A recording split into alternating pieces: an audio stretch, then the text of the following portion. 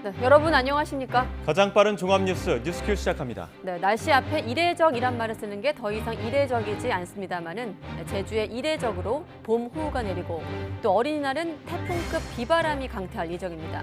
17년 전 그때도 이랬다고 하는데 정혜윤 기상재난 기자가 설명해 드리겠습니다. 목요일은 오늘 정치 원로와 전국 진단할 텐데요.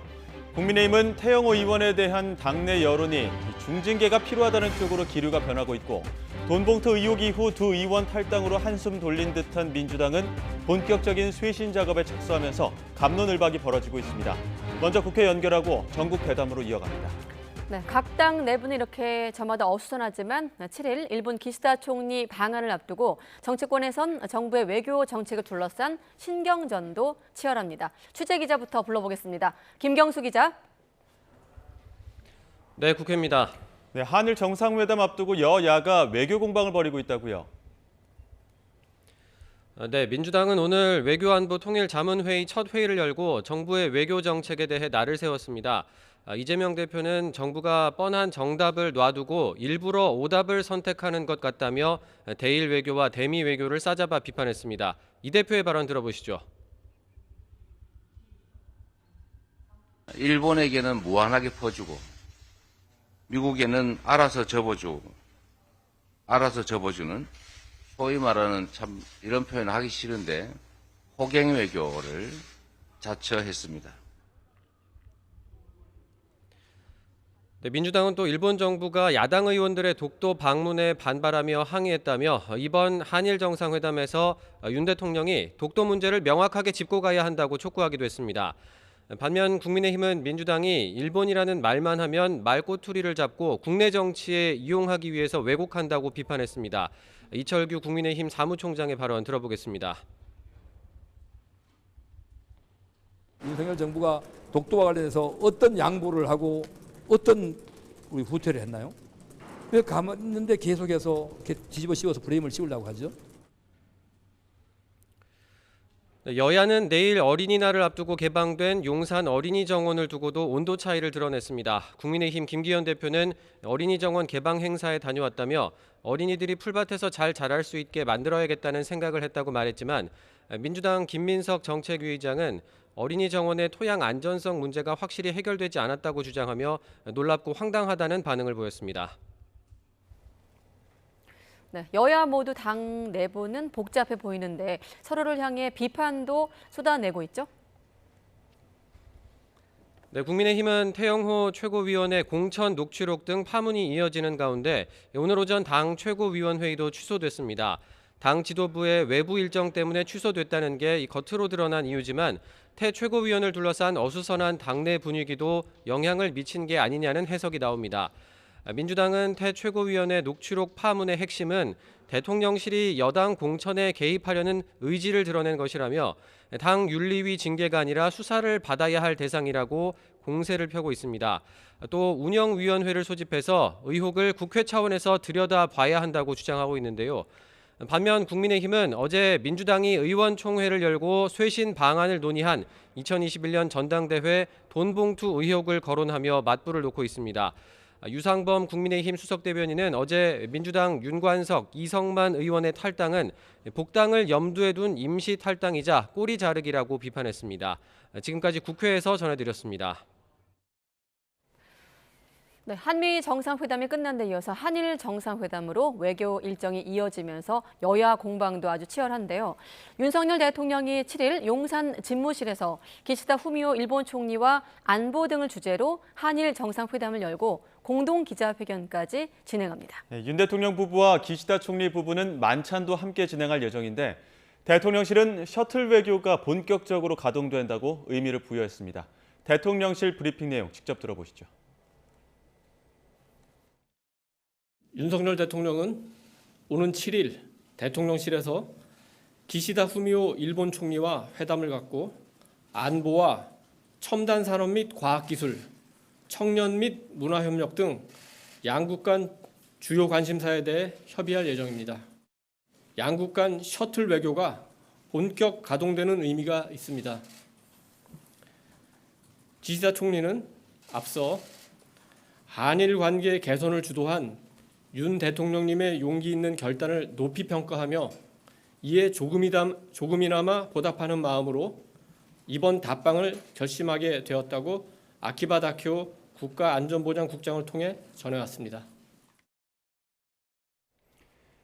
기시다 후미오 일본 총리는 또 방한 기간 한국 경제인들을 만나 한일 경제 활성화 방안을 논의합니다. 기시다 총리는 오는 8일 오전 서울 시내 호텔에서 최태원 대한상공회의소 회장을 포함한 6개 경제단체장 등과 면담할 것으로 알려졌습니다. 이번 만남에선 반도체나 배터리 같은 전략산업 분야 협력 방법과 수출 절차 간소화 혜택을 주는 화이트리스트에 한국을 복원하는 내용 등이 의제로 오를 전망입니다. 기시다 후미오 일본 총리의 방한을 앞두고 야당은 정부의 대일 외교 정책을 비판하며 과거사 문제에 대한 일본의 책임 있는 조치를 요구했습니다. 더불어민주당 김상희 대일 구력 외교 대책위원장은 국회 기자회견에서 강제 동원 문제에 대한 사죄와 반성 등 기시다 총리의 전향적인 입장을 이번 한일 회담에서 받아내야 한다고 주장했습니다. 이어 국민의 건강권과 재산권에 피해를 줄 수 있는 후쿠시마 오염수 방류 계획도 전면 철회, 중단돼야 한다면서 이를 위해 윤석열 대통령은 대일 외교 기조를 전면 재검토해야 한다고 촉구했습니다. 정부가 한상혁 방송통신위원장의 면직을 검토하고 있습니다. 한 위원장은 방통위의 TV조선 재승인 심사 과정에서 점수를 낮추는 조작에 관여한 혐의로 그제 재판에 넘겨졌으며 정부는 이를 중대한 국가공무원법 위반 행위이자 면직 사유로 보는 것으로 전해졌습니다. 복수의 여권 관계자들은 YTN에 인사권자이자 윤석열 대통령이 다음 주 안에 한 위원장의 면직안을 제거할 가능성이 크다고 말했습니다. 그런가 하면 방통위 김현 상임위원은 윤 대통령이 이상인 변호사를 신임 상임위원으로 임명한 것과 관련해 법제처가 조속히 최민희 전 의원의 방통위 상임위원 결격 여부 유권 해석을 내놓아야 한다고 촉구했습니다.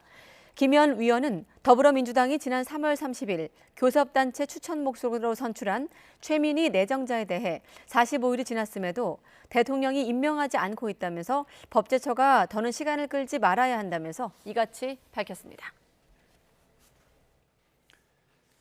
더불어민주당 전당대회 돈봉투 의혹을 수사하는 검찰이 핵심 피의자인 강래구 한국감사협회장에 대해 다시 구속영장을 청구했습니다. 검찰은 또 피의자로 입건한 윤관석, 이성만 두 현역 의원의 출석 일정을 조율하면서 수사에 속도를 내고 있습니다.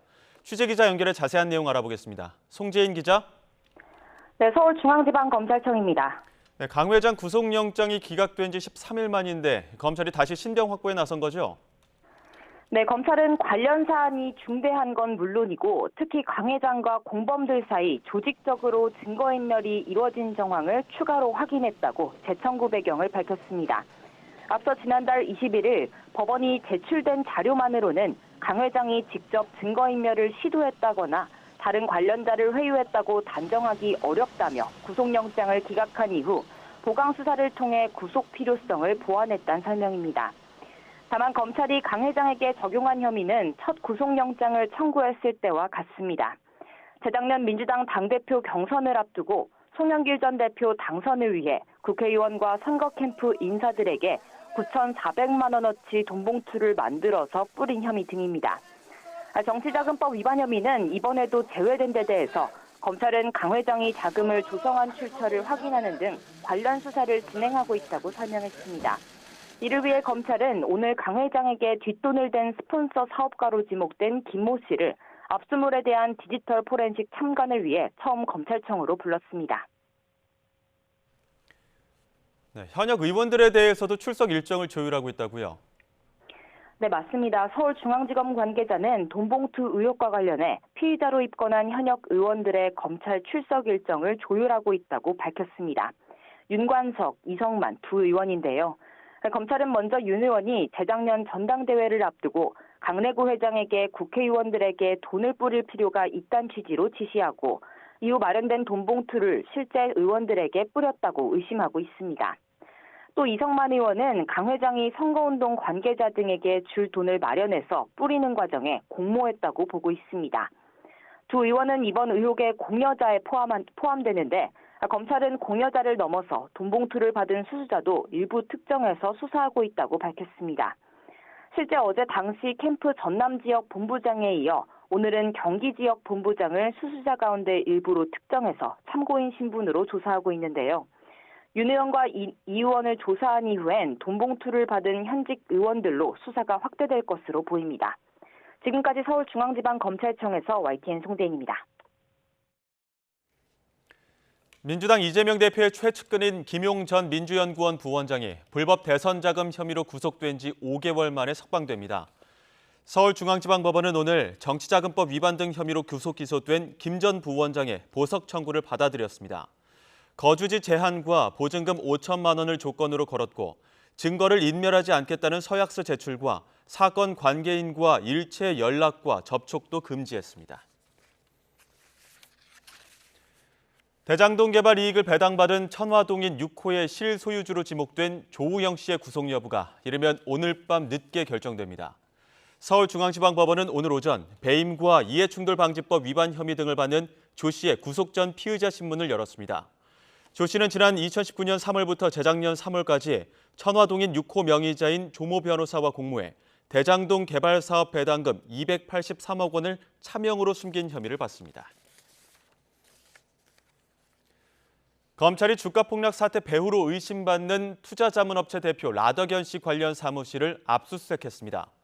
서울 남부지방검찰청 합동수사팀은 오늘 오전 서울 신천동에 있는 호텔 사무실을 어제에 이어 이틀째 압수수색하고 있습니다.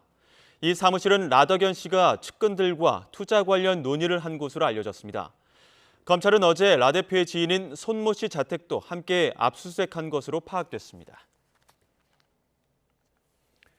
수사 자료를 받는 대가로 담당 경찰관의 부정한 청탁을 들어준 혐의로 기소된 은수미 전 성남시장이 원심에 이어 항소심에서도 징역 2년을 선고받았습니다. 수원고등법원은 오늘 은 전 시장의 항소심에서 원심과 같이 징역 2년을 선고했습니다.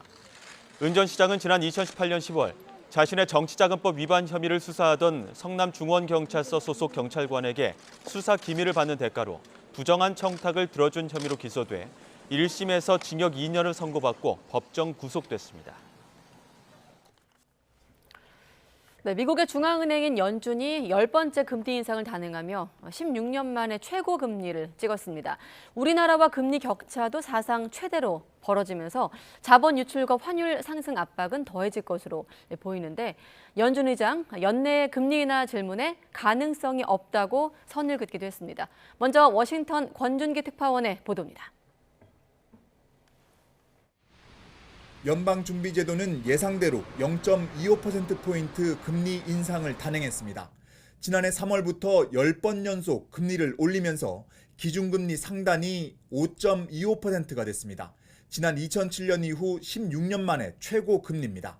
연준은 경제가 완만하게 성장하고 고용시장도 탄탄하지만 인플레이션은 여전히 높다며 금리 인상 이유를 밝혔습니다.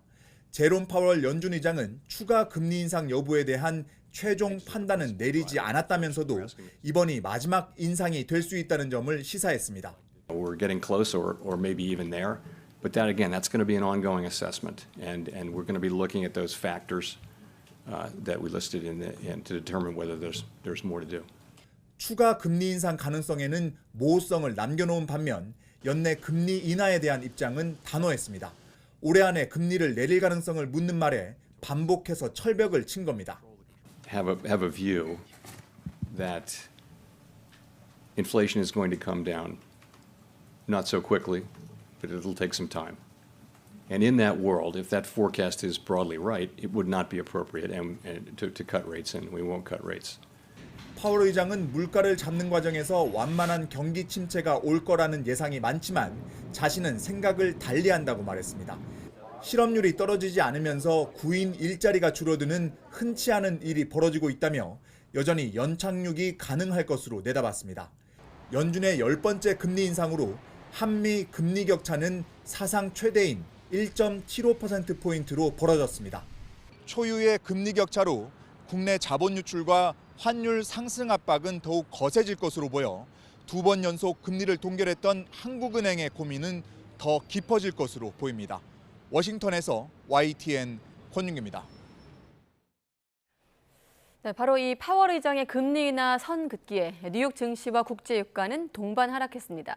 국제유가는 최근 4일간 10% 넘게 하락을 해 68달러 선으로 추락했습니다. 계속해서 김원배 기자입니다. 뉴욕 증시의 3대 지수가 하락세로 마감했습니다. 다우지수는 0.8%, 스탠더드 앤드 푸어스 500 지수는 0.7%, 나스닥 지수는 0.46% 각각 떨어졌습니다. 연준이 예상대로 기준금리를 0.25%포인트 인상한 직후 발표한 성명에서 기준금리 인상 중단을 시사하면서 3대 지수는 반짝 상승했습니다. 그러나 파월 의장이 기자회견에서 올해 기준금리 인하는 없을 것이라고 밝히자 실망감에 일제히 하락세로 돌아섰습니다. 파월 의장은 인플레이션이 빠르게 내려오지 않고 시간이 걸릴 것이라며 그런 환경에서는 기준금리 인하가 적절하지 않다고 말했습니다. 국제유가는 미국의 경기 침체와 글로벌 원유 수요에 대한 우려로 사흘째 하락하며 배럴당 70달러 선이 무너졌습니다. 다음 달 인도분 서부 텍사스산 원유는 1배럴에 3달러 6센트, 4.27% 하락한 68달러 60센트에서 거래를 마감했습니다. 이는 지난 3월 20일 이후 최저치입니다. 서부 텍사스산 원유는 최근 3거래일 연속 하락했는데 3일간 하락률이 10.65%에 달합니다. 7월 인도분 브렌트유도 1배럴에 2달러 99센트, 3.97% 떨어진 72달러 33센트에서 장을 마쳤습니다. 브렌트유는 최근 3일간 9.06% 하락했습니다. YTN 김원배입니다. 네, 이번엔 우리 시장으로 시선을 돌려서 미국이 기준금리를 올렸지만 더 올리진 않을 거란 전망이 나오면서 환율이 크게 내렸습니다. 국내 증시도 동요 없이 마감을 했는데 정부는 한미 금리차 확대에 따른 시장 상황을 주시하고 있습니다. 취재 기자 연결하겠습니다. 김지선 기자. 네, 경제부입니다. 네, 환율은 급락했고 증시도 큰 흔들림 없이 마쳤네요. 네, 원달러 환율이 큰 폭으로 내렸습니다. 오늘 서울 외환시장에서 환율은 어제보다 3.2원 내린 1,335원에 개장했고요. 하락폭을 키우다가 15.4원 내린 1,322.8원에 마감했습니다. 지난달 24일 1,330원대로 뛰어오른 지 열흘 만에 1,325원대로 다시 내려온 겁니다. 미국 연방준비제도가 기준금리를 0.25%포인트 인상하긴 했지만 더는 금리를 올리지 않을 수 있다는 해석이 나오면서 달러가 약세를 보인 데 따른 겁니다. 국내 증시도 큰 흔들림이 없었습니다. 오늘 코스피는 2,490대에서 0.25% 하락 출발했지만 하락폭을 줄이며 2,500선을 회복했습니다.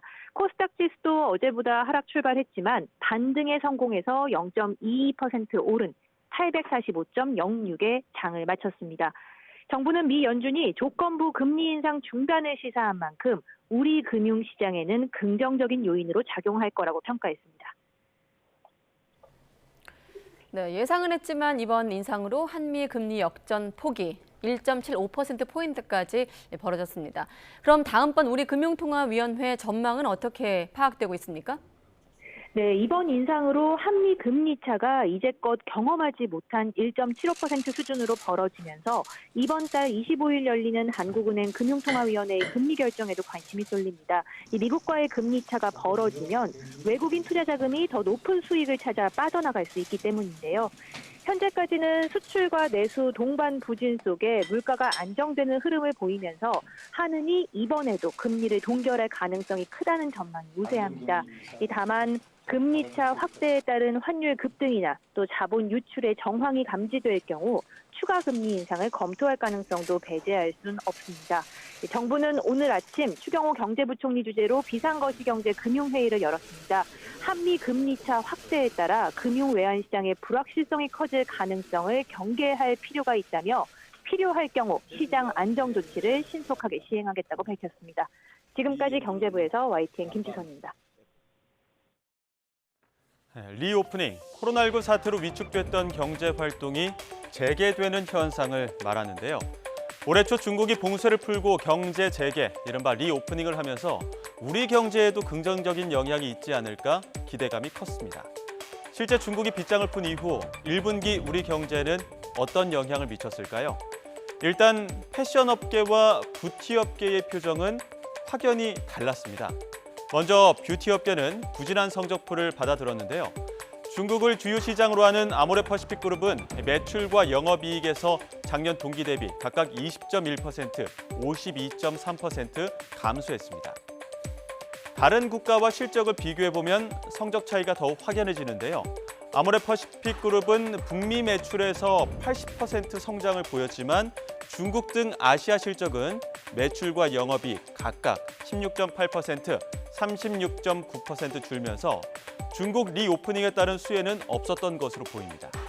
경쟁업체인 LG생활건강도 마찬가지였습니다. 전년 대비 매출은 소폭 증가하고 영업이익이 상당히 줄었는데요. 특히 화장품 사업에서 전년 동기 대비 11.3% 감소하면서 역시나 수혜를 보지는 못했습니다.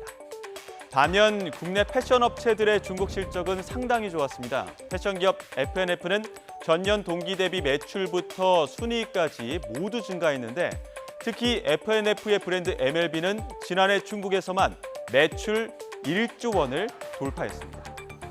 이랜드는 1분기에만 중국 사업 영업이익이 전년 동기 대비 4배 이상 성장한 데다 제조와 유통을 통합한 이랜드의 스파오는 중국 시장 직진출까지 노리고 있어 더 큰 실적이 기대되고 있습니다.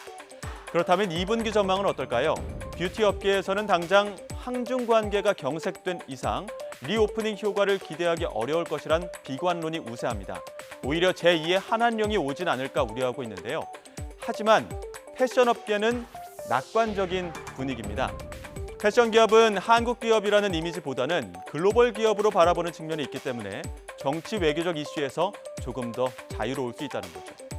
중국의 리오프닝 이후 분야별로 다소 엇갈린 성적표를 받아든 국내 업체들.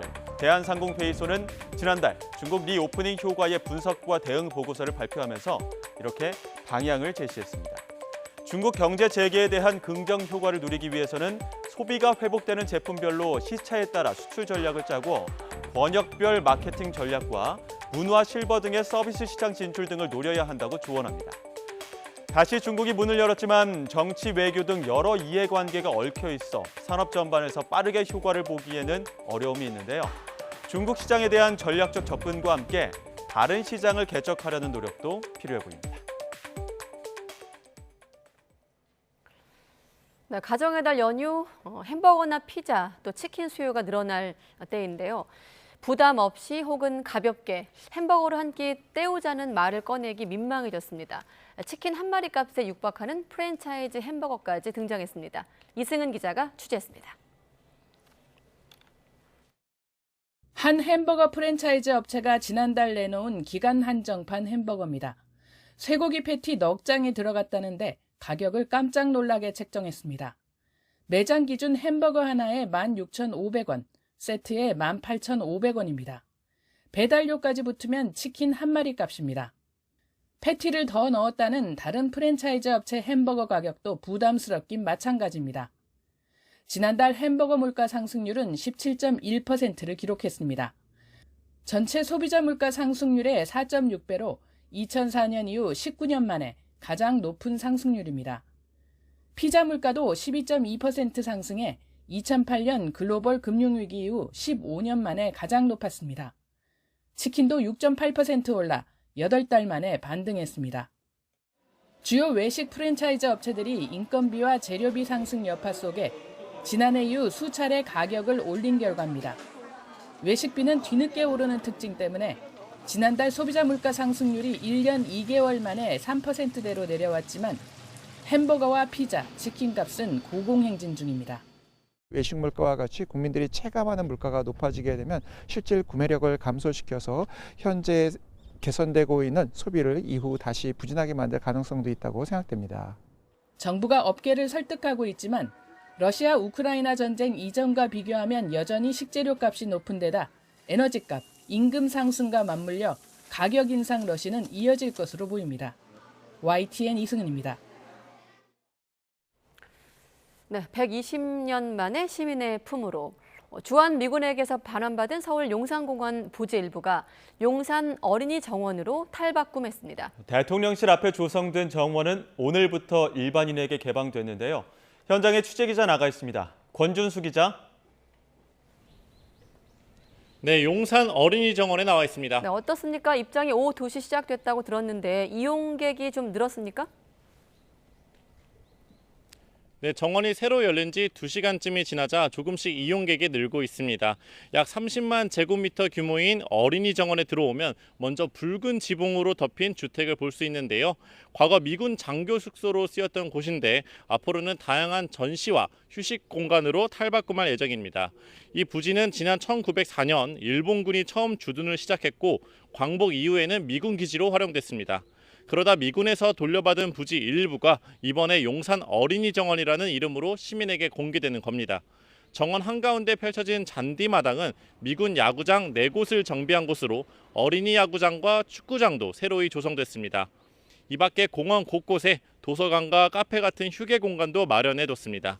용산 어린이 정원은 오전 9시부터 오후 6시까지 운영되며 매주 월요일은 문을 닫습니다. 또 당분간은 공식 홈페이지를 통해 사전 예약을 해야 방문할 수 있는데요. 매일 어린이날부터 주말까지는 페이스 페인팅과 화분 만들기 등 각종 체험 행사도 준비되어 있습니다. 네, 그리고 이번 용산 어린이공원 개방을 둘러싸고 비판 여론도 있었다고 하던데 어떤 내용입니까? 그렇습니다. 오늘 오전 환경단체가 규탄 기자회견을 열기도 했는데요. 용산 부지에 대한 환경 정화 작업이 아직 다 끝나지도 않았는데 정부가 윤석열 대통령의 취임 1주년에 맞추려고 무리하게 공원 개방을 서둘렀다고 규탄했습니다. 부지에서 여전히 납과 수은 같은 발암물질과 중금속 물질이 나오고 있는데 공원 개발을 중단하고 오염물질 정화 작업을 진행해야 한다고 주장했습니다. 직접 들어보시겠습니다. 환경부가 했던 유해성 평가 보고서상 이곳은 오염되어 있고 다이옥신도 있고 수십 배에 달하는 발암물질이 있고 이에 대해 대통령실은 공기질 측정을 촘촘히 시행했고 모든 지역의 흙을 15cm 이상 두껍게 덮는 등 추가 안전 조치를 시행했다면서 문제가 없다고 반박했습니다. 정부는 앞으로도 환경 점검을 계속 시행해 나가겠다는 입장인데요. 시민단체는 용산 미군 부지 오염을 둘러싸고 문제 제기를 이어가고 있어 안전성 논란은 한동안 계속될 것으로 보입니다. 지금까지 용산 어린이 정원에서 YTN 권준수입니다. 네, 그리고 내일 어린이날을 비롯해서 가정의 달을 맞아 유통업계는 어린이를 대상으로 한 동심 마케팅을 펼치고 있습니다. 2010년 이후 출생한 아이들을 일컫는 알파 세대들이 중요한 소비자로 떠오르고 있기 때문인데요. 차정윤 기자가 그 이유를 분석해봤습니다. 백화점 앞 야외 잔디 공원에 포켓몬 친구들이 등장했습니다. 피카츄와 함께 사진을 찍으며 오늘은 내가 만화 주인공이 되어봅니다. 백화점 안 상점은 포켓몬 인형 천국. 어떤 장난감을 고를까 시간 가는 줄 모릅니다. 포켓몬이랑 같이 찍어서 너무 좋았어요. 반차 쓰고 애들 점심 먹자마자 어린이집 데리고 바로 왔어요. 좋죠 뭐 애들이 재밌으면 뭐 저야 언제나 좋죠 뭐. 헬로키티와 마이 멜로디 등 각종 캐릭터로 꾸며진 카페는 어린이들의 인기 명소가 됐습니다. 아기자기한 케이크와 음료수, 학교처럼 꾸며진 카페 내부 공간은 동심을 사로잡으며 하루 만에 보름치 예약 손님을 마감했습니다. 엄마들도 우리 아이 인생샷을 남기며 캐릭터 세상에 푹 빠졌습니다. 20번 넘은 것 같아요. 그 산리오를 좋아해서 여기 오게 되었고 와보니까 이뻐요. 이처럼 어린이들을 위한 체험 프로그램과 이벤트가 다양해지고 관련 상품들이 화려해지는 건 키즈 산업의 성장 때문입니다. 2010년대 이후 태어난 아이들이 주요한 소비자가 되고 있는 건데 Z세대 다음인 알파세대라고 부르는 이들은 디지털 매체와 친숙해 정보 활용력이 뛰어나고 비교적 높은 구매력을 갖고 있다는 게 특징입니다. 출생률이 낮아지면서 부모와 조부모, 이모, 삼촌까지 가족들의 소비가 한 아이에게 집중된다는 A포켓, 8개의 지갑이라는 신조어까지 탄생할 정도입니다. 자기 정체성과 중심성이 강한 알파 세대들이 미래의 최고 소비 권력으로 주목되면서 새로운 핵심 고객이 되고 있습니다. YTN 차정윤입니다. 네, 알파 세대가 기대하고 있는 어린이날 연휴인데 날씨가 비상입니다. 내일 전국에 태풍급 비바람이 몰아치면서 시설물 피해와 안전사고도 우려되고 있습니다. 네, 그런데 17년 전인 2006년에도 어린이날 즈음에 이와 비슷한 현상이 나타났다고 하는데요. 정혜윤 기상재난 기자와 함께 날씨 상황 분석해 보겠습니다. 어서 오십시오. 네, 안녕하세요. 네, 나들이가 어렵다는 얘기를 하기보다 오히려 지금 피해가 우려될 만큼의 지금 비도 내리고 있는 상황인데 하나씩 질문하겠습니다. 제주도 같은 경우 벌써 200mm가 넘는 집중호우가 내렸다면서요? 네, 맞습니다. 현재 제주도 주변의 비구름을 보면은 비의 강도를 가장 잘 알 수가 있는데요. 오늘은 이 실시간으로 날씨 상황을 볼 수 있는 기상청의 방재 기상 정보 사이트를 직접 보면서 네. 현재 비구름 상황부터 제가 살펴드리도록 하겠습니다. 네, 지금 보시는 화면은 현재 레이더 모습입니다. 보시는 것처럼 지금 비구름이 제주도와 지금 남부지방, 전남 해안지방에 집중되고 있는 걸 보실 수가 있습니다. 지금 보시는 이 붉은색 지역의 비구름이 시간당 20에서 30mm가량의 비가 내리는 지역이고요. 네. 지금 보시면 약간 보라색으로 표시된 다소 강한 비구름이 분포된 지역에서는 시간당 50mm 안팎의 강한 비가 내리는 지역입니다. 이미 오늘 아침부터 제주도 지역을 이 비구름이 뒤덮기 시작했고 지금은 보시는 것처럼 지금 조금 더 북상을 해서 전남 해안 지역까지 뒤덮고 있는 것을 확인할 수가 있습니다. 이렇다 보니까 실제로 제주도와 전남 해안 지역에는 시간당 30mm 안팎의 강한 비가 내리고 있습니다. 네, 지금 1시간 강우량을 보시면은 제주도 지역을 중심으로 시간당 30mm가 넘는 비가 지금 집중되고 있고요. 예. 네, 그리고 누적 강수량을 오른쪽에 제가 띄워놨는데 네. 어제와 오늘 사이에 내린 비의 양을 나타내고 있습니다. 네, 지금 조금 전에 제가 들어오기 전까지만 해도 250mm를 넘는 비가 관측이 됐었는데 네. 네, 지금은 벌써 산간 지역을 중심으로 300mm가 넘는 비가 내렸고요. 누적 강수량이? 네, 맞습니다. 네, 그리고 그밖에 해안 지역, 제주도 해안 지역과 전남 해안을 중심으로도 최고 200mm 안팎의 많은 비가 집중된 상황입니다. 이렇다 보니까 오늘 아침 오전 6시부터는 한라산 탐방로를 중심으로는 전면 통제된 상황입니다. 그러니까 보라색이 좀 많이 내리고 있는. 네, 맞습니다. 지금 곳인데. 빨간색과 네. 보라색 지역이 주요 지역이라고 볼 수 있겠습니다. 지금 말씀해 주신 비구름이 점점 더 이제 북상을 하게 될 텐데 저 호우에 더해서 바람도 좀 강하게 불고 있지 않습니까? 네, 맞습니다. 이 말씀하신 것처럼 비와 함께 지금 강풍 상황도 비상인데요. 예. 제주도와 지금 전남 해안 지역을 중심으로 일찍부터 호우특보와 강풍특보가 동시에 발효 중인 상황입니다. 네. 지금 왼쪽을 보시면 지금 강풍특보와 호우특보가 제주도 지역으로 내려져 있고요. 산간 지역, 제주 산간에는 호우경보가 내려져 있는 상황입니다. 네. 그리고 전남 해안 지역으로도 아까 비구름이 지금 북상하는 걸 보셨는데 전남 해안으로도 지금 호우특보가 점차 확대 발령 중인 이 상황입니다. 이 때문에 이 지역에 계신 분들 조금 더 주의를 해주셔야겠고요. 해상에도 지금 먼바다를 중심으로 대부분 서해와 남해상에 풍랑특보가 내려지면서 바닷길도 조금씩 막힐 가능성이 있는 상황입니다. 앞으로는 이 비가 더 강해지고 그리고 바람도 더 강해질 것으로 보이기 때문에 이 바닷길이 대부분 막힐 가능성이 크고요.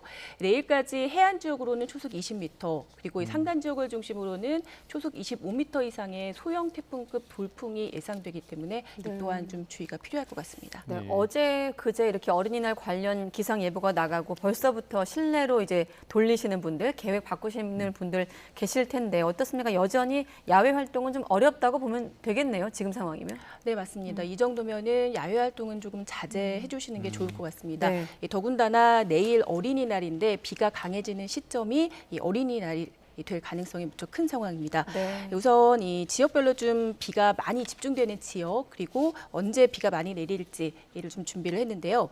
오늘 밤부터 우선 내일 새벽 사이에는 제주도와 그리고 전남 해안 지역에 비가 강수가 좀 집중될 것으로 예상이 됩니다. 그리고 내일 오후부터 모레 새벽까지는 서울 등 수도권에도 좀 강한 비가 내리겠고요.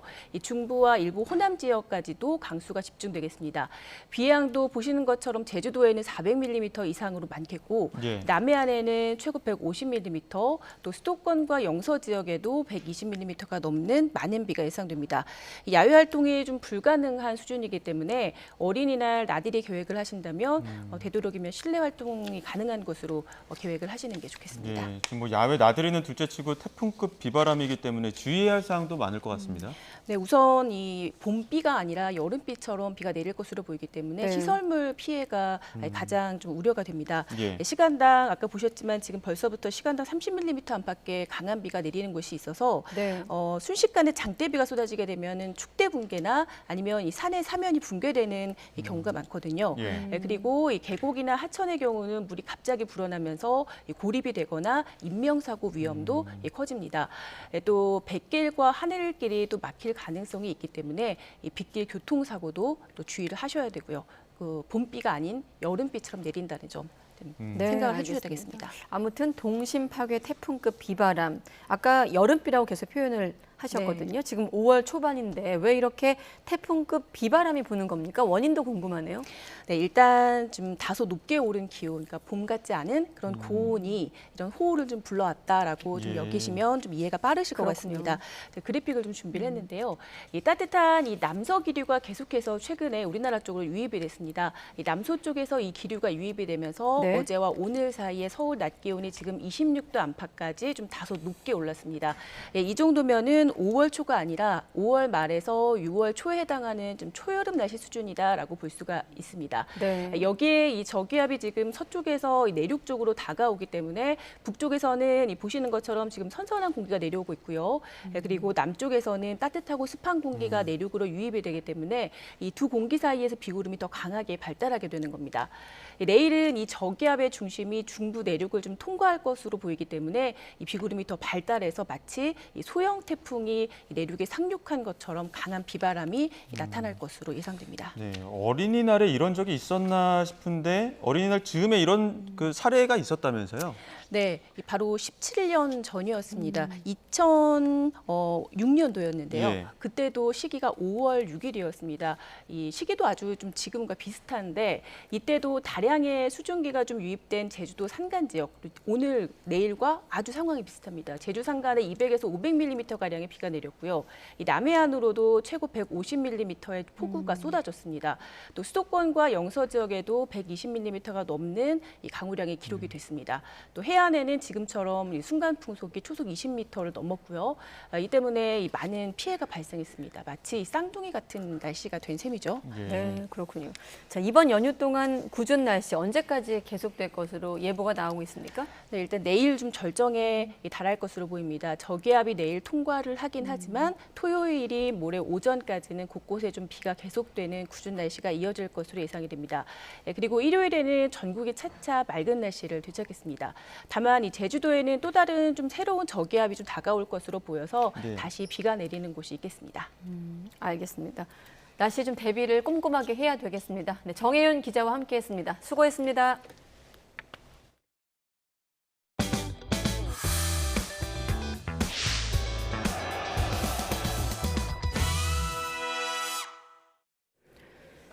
네, 검찰이 최근 발생한 서울 학원과 마약 음료 사건에 관여한 일당을 재판에 넘기면서 최고 사형까지 선고가 가능한 혐의를 적용했습니다. 네, 청소년 대상 마약 사범을 엄벌하겠다는 의지를 다시 강조한 건데 검찰은 나머지 공범을 쫓는 수사에도 속도를 낸다는 방침입니다. 최민기 기자입니다. 지난달 3일 서울 대치동의 학원 골목을 돌아다니는 두 여성 손에 연두색 상자가 들려 있습니다. 안에는 메가 ADHD라고 적힌 라벨이 붙은 병들이 들어있었는데 모두 마약 음료입니다. 이 마약 음료를 제조한 건 중국에 거점을 둔 보이스피싱 조직의 지시를 받은 26살 길모 씨였습니다. 정확히 누구에게 지시받으셨나요? 피해자들에게 하실 말씀 없습니까? 이들 조직은 마약 음료를 마신 피해 학생 학부모에게 협박 전화를 해 돈을 뜯어내려다 덜미를 잡혔습니다. 음료에 들어간 마약을 공급한 중국 국적의 36살 박모 씨, 협박 전화 발신지를 국내로 조작해준 39살 김모 씨도 경찰에 붙잡혔습니다. 이후 사건을 넘겨받은 검찰은 이들 3명을 모두 재판에 넘겼습니다. 마약 음료를 만든 길 씨에겐 영리 목적의 미성년자 마약 투약, 필로폰 투약에 의한 특수상해 혐의 등이 적용됐습니다. 특히 이 가운데 영리 목적의 미성년자 마약 투약 혐의는 마약류 관리법에 따라 최고 사형까지도 처벌이 가능해 법정형이 매우 무거운 죄목입니다. 앞서 예고한 대로 청소년 대상 마약 사범에게 엄한 처벌을 받게 하겠다는 의지를 드러낸 겁니다. 악소리나게 강하게 처벌할 겁니다. 그래서 호기심에 값싼 마약을 한번 해볼까 하는 호기심을 가신 분들이 이러면 안 되겠구나 하는 메시지를 전달하는 게 중요합니다. 검찰은 중국에 체류 중인 나머지 공범 3명도 뒤쫓고 있습니다. 이들은 현재 인터폴 적색 수배가 내려진 상태로 검찰은 공범의 국내 주거지를 압수수색하고 이들이 중국에서 들여와 범행에 사용한 마약 음료 용기와 포장 상자를 분석하고 있습니다. 검찰은 수사 과정에서 이들 조직의 모집책 40대 이모 씨도 범행에 가담한 사실을 확인하고 추가로 구속영장을 청구했습니다. 검찰은 이들 외에 추가 공범이 있는지 수사를 확대하겠다는 방침입니다. 해외 공조사를 통해 이들을 신속히 검거하고 국내로 송환하겠다고도 강조했습니다. YTN 최민기입니다. 마약 사범을 경찰에 신고한 뒤 검거 과정을 공개하는 것으로 유명세를 탄 유튜버가 여성들을 섭외해 마약범들을 유인하는 일종의 미끼로 쓴 사실이 드러났습니다. 또 이 여성들은 마약범에게 보내야 한다며 몸 사진을 직접 찍어 올리라는 요구를 받았다는 증언도 나왔습니다. 박정현 기자입니다. 마약범을 경찰에 신고하고 검거 현장을 생중계해 인기를 얻은 유튜버 홍모 씨. 채널을 시청하던 30대 여성 A씨에게 지난 3월 부탁을 하나 합니다. 함께 마약을 투약하고 성관계할 남성을 찾는다는 글을 SNS에 올려서 마약범을 유인한다며 이때 마약범과 연락을 주고받을 여성 조력자가 돼달라는 것이었습니다. 여자가 필요한 이유가 이제 마약사범들이랑 텔레그램으로 대화를 하면 전화통화를 하거나 너가 여자인 걸 증명해라 라고 이제 사진을 요구하거나 범죄자를 잡는 일이라고 생각한 A씨는 특별한 보상 없이 제안을 수락했고 홍 씨와 이른바 조력자들이 모여있는 단체 채팅방에 들어갔습니다. 이후 한 달 가까이 홍 씨의 지시에 따라 남성 마약범들에게 접근하고 이들을 현장으로 끌어냈는데 수사기관이라면 위법 소지가 있는 일종의 함정 수사를 벌인 셈입니다. 또 마약사범들에게 신원이 노출되면 위험해질 수도 있는 만큼 A씨는 채팅앱 아이디를 수시로 바꾸거나 대화방을 폭파하는 등 주의를 기울였습니다. 그러나 범죄 피해자가 되거나 불법에 휘말릴 뻔한 순간은 예상치 못한 대목에서 찾아왔습니다. 유튜버 홍 씨와 다른 조력자들이 인터넷에 올라온 여성 사진을 임의로 가져와 도용하라고 지시하고 마약범에게 보낼 몸 사진을 직접 찍어 보내라고 요구한 겁니다. 다른 여자들 사진을 한 3, 40장을 보내줬었어요. 저한테 얼굴 가리고 혹시 몸사진, 닉네임 써서 몸사진 보내줄 수 있냐. A씨는 자신과 같은 일을 겪은 여성이 채팅방에 최소 3명 있었다고 증언합니다. 입장을 듣기 위해 연락을 시도했지만 홍 씨는 아무런 답도 하지 않았습니다. 지난해 말부터 300건이 넘는 112 신고를 하면서 공익을 위한 거라고 강조해온 홍 씨. 하지만 영상을 올리지 않는 조건으로 뒷돈을 챙긴 혐의가 포착된 데 이어 마약범을 깨기 위해 여성을 미끼로 사용한 행보까지 속속 드러나고 있습니다. YTN 박정현입니다. 민주당 주도로 국회 본회의를 통과한 간호법 제정안에 대해 대통령실이 제2요구권, 즉 거부권 행사를 검토하고 있는 것으로 전해졌습니다. 대통령실 관계자는 오늘 브리핑에서 법안이 정부 부처로 넘어왔고 소관 부처인 복지부에서 의견을 내고 법제처에서 심의하는 과정을 거쳐 대통령에게 보고될 거라고 설명했습니다. 복수의 대통령실 관계자들은 의료법이라는 건 생명을 다루는 만큼 중요한데 간호법은 많은 사회 혼란의 시발점이 될 수 있다며 결국은 제2요구권, 즉 거부권을 행사할 가능성이 있다고 말했습니다.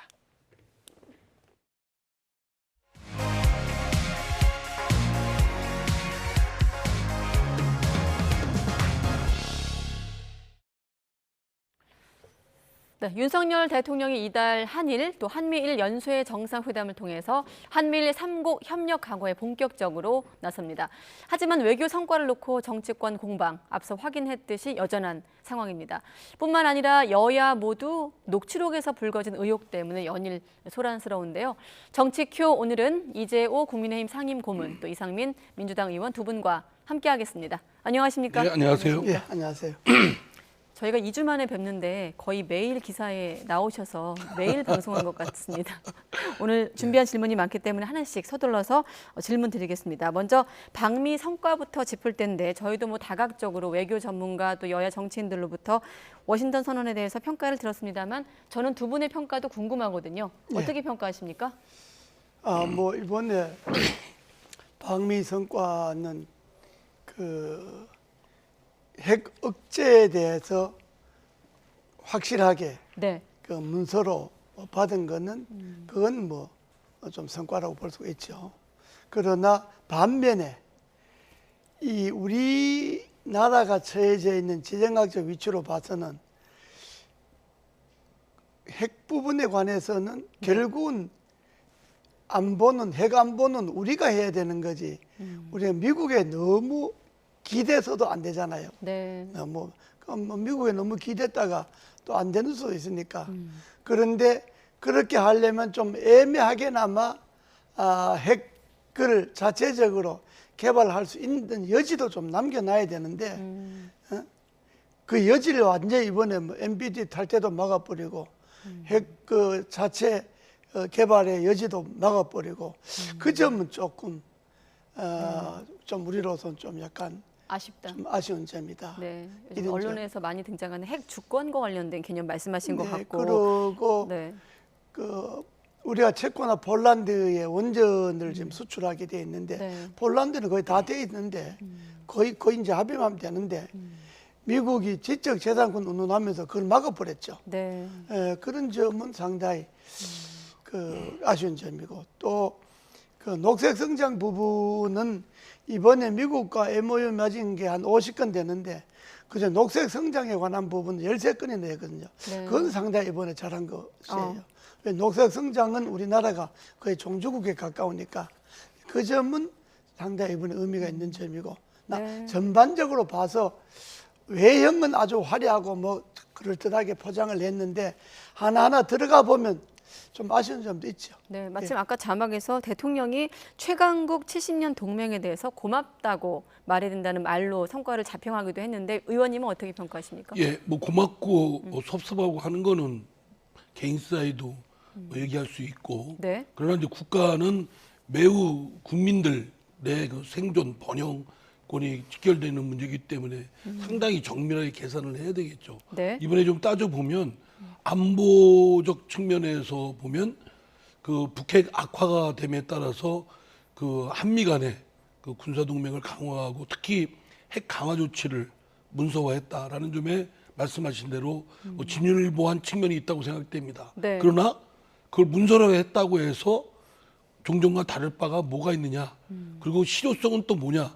과연 북한이 실제로 핵을 사용할 때 예. 미국이 과연 그 한국의 안보를 지키기 위해서 미국의 안전도 위협받을 그런 상황을 감수하겠느냐라는 점은 여전히 불식되지 않고 있습니다. 네. 그리고 이제 이와 함께 그 미국 쪽에 너무 이제 기울다 보니까 한국, 미국, 한미 동맹 또는 한미일 동맹을 너무 지나치게 그쪽으로 기울다 보니까 북중러가 더욱더 상대적으로 결속이 되고 네. 또 그 전에 이제 어쨌든 교역 관계나 이런 부분에 있어서 여러 가지 그런 친선 관계를 유지했던 중국과 러시아와의 어떤 불협화음 또는 긴장도가 높아지고 북한, 중국, 러시아가 또 이 결속됨에 따라서 그 한미일에 대칭되는 그런 신냉전이 초래되는 측면이 있습니다. 그러니까 오히려 총체적으로 보면 안보 리스크가 더 높아졌다 이런 것이 저희들 걱정하는 국민들의 생각이고요. 네. 이제 경제적 측면은 사실은 건진 게 없지 않습니까?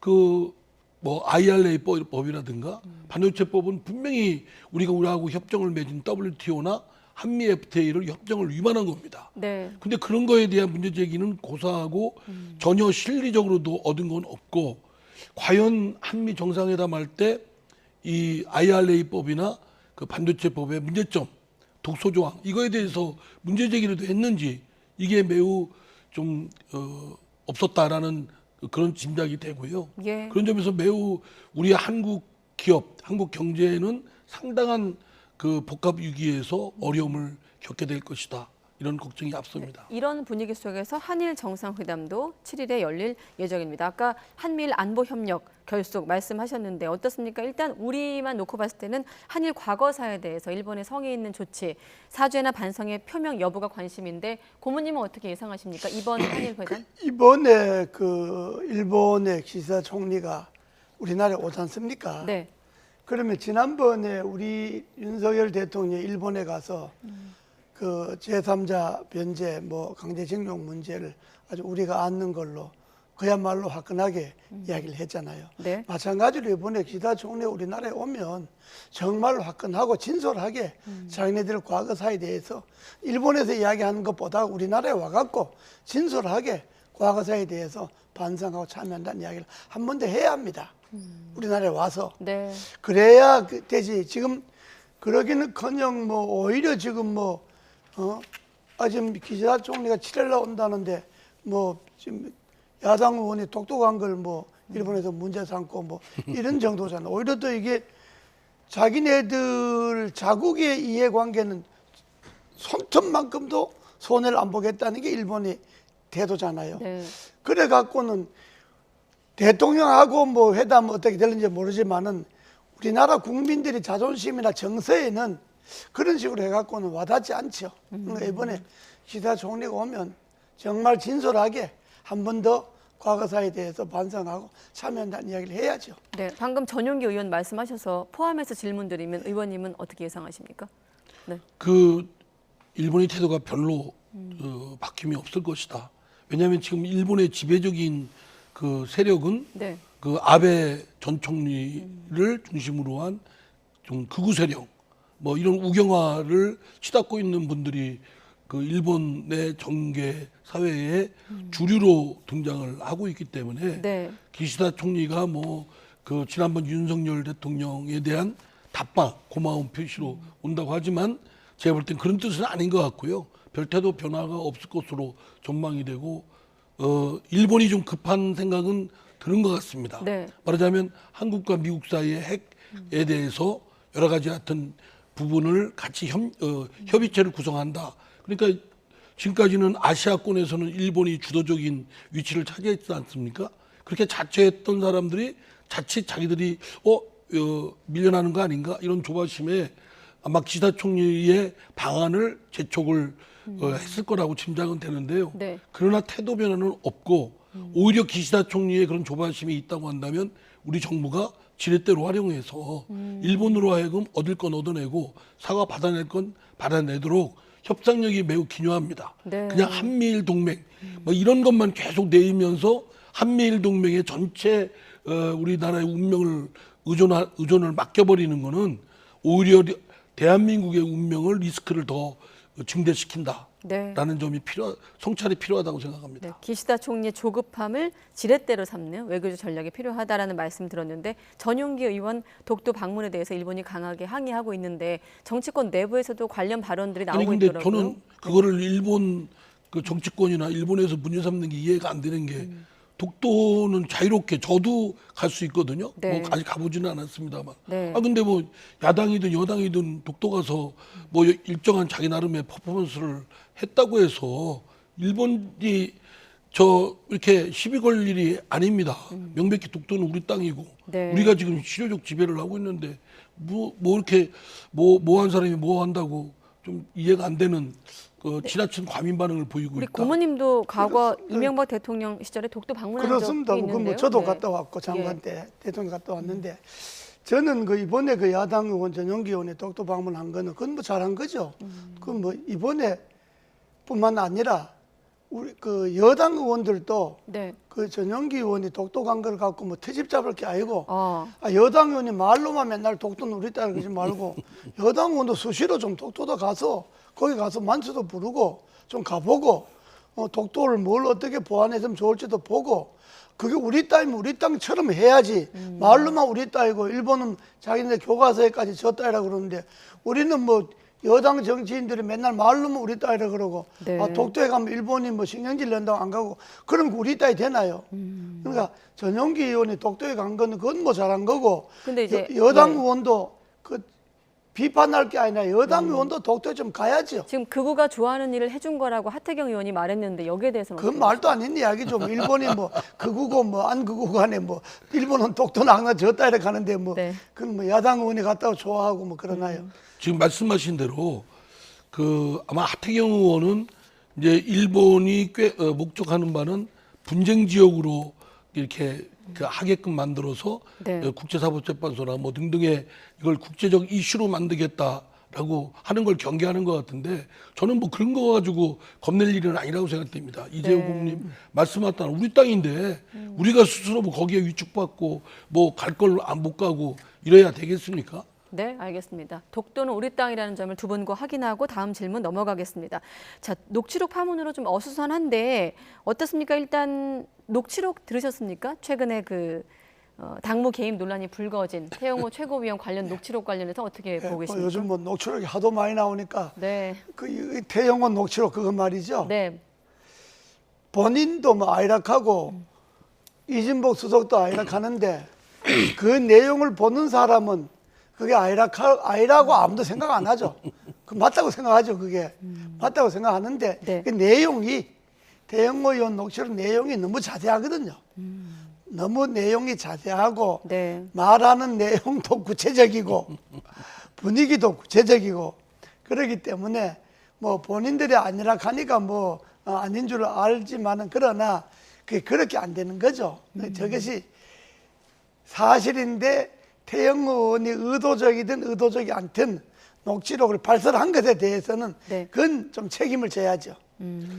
저는 그 태영호 녹취록이 뭐 갑자기 그 불거진 그런 사태가 아니고 뭐 이미 다 알고 있습니다. 윤석열 대통령이 그 자신은 대통령 직무를 수행하다 보니까 바빠서 그 국민의힘 당무에 개입하거나 관심 가질 틈이 없다. 하지만 그건 사실이 아니다. 다 알고 있어요. 윤심이 작동돼서 윤핵관이 뭐 극성을 부리고 지난 당대표 그 멀쩡한 이준석 전 당대표도 내쫓고 뭐 아주 그냥 우여곡절 겪었잖아요. 그리고 나서 새로운 당대표 뽑는데 뭐 누구는 나오지 마라. 누구는 뭐 나경원 의원은 나오려고 하는데 뭐 나오지 마라. 뭐 주저앉혔지 않습니까? 또 나온 그 안철수 의원은 국정의 회방꾼이다. 아주 그러면서 가지런히 정리해가지고 그 윤 대통령 마음에 드는 현 대표가 이제 되는데 윤심이 작용한 건 다 알고 있어요. 당무에 너무 일상적으로 개입하고 있다라고 다들 생각하고 있습니다. 그냥 비판하는 게 아니라. 그러면 뭐 저 최고위원하고 정무수석이 대화 나누는데 그 테이프가 없다면 또 그런 생각을 그 지레짐작을 한다 이렇게 할 수 있겠지만 테이프까지 나와서 그렇게 하는데 대화 뭐 늘상 이거는 그 윤석열 대통령 또는 윤심의 당무에 대한 개입이 한번 이렇게 테이프로 표출된 것이다. 이게 다 알고 있습니다. 그러니까 이제는 그런 테이프까지 나왔으면 이제는 진짜 대통령도 조심하고 대통령실의 관계자들도 특히 조심해야 됩니다. 이렇게 나중에 형사처벌까지 받아요.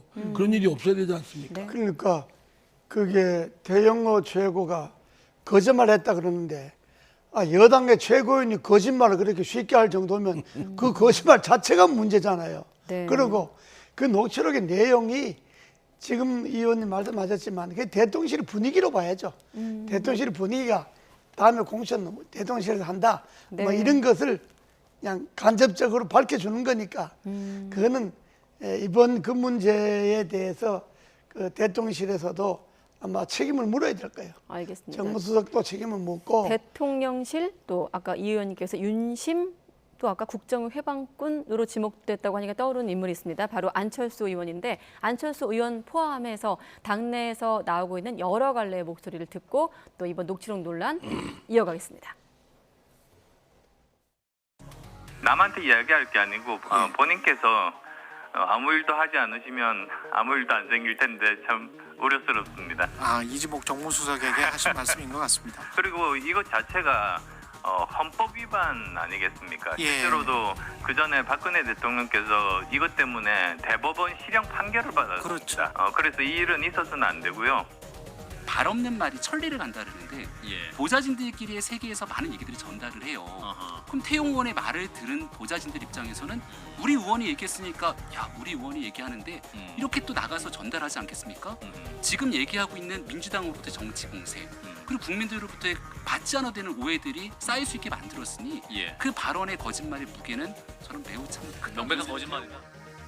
아까 안철수 의원 발언에서 두 분 모두 크게 웃으셨는데 일단 전당대회 당시 이진복 수석의 어떤 경고를 되갚은 어떤 발언으로도 들리는데 예. 어떻게 들으셨습니까? 그때 이진복 정무수석이 안철수 당시 후보한테 아무 말 하면 아무 일이 생기지 않는다.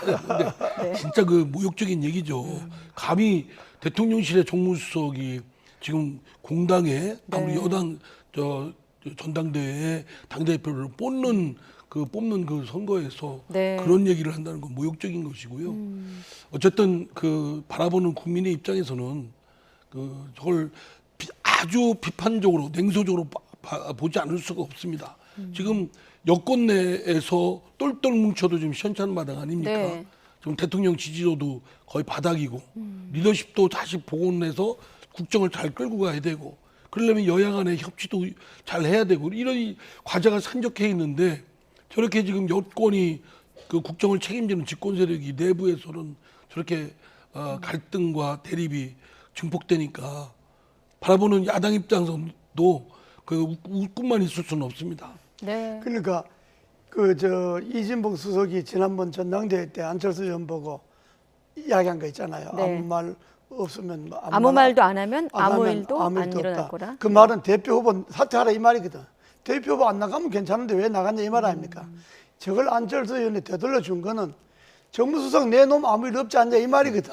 그 정무수석 내놓으라 이 말입니다. 그 안철수 의원이 바른 말 하죠.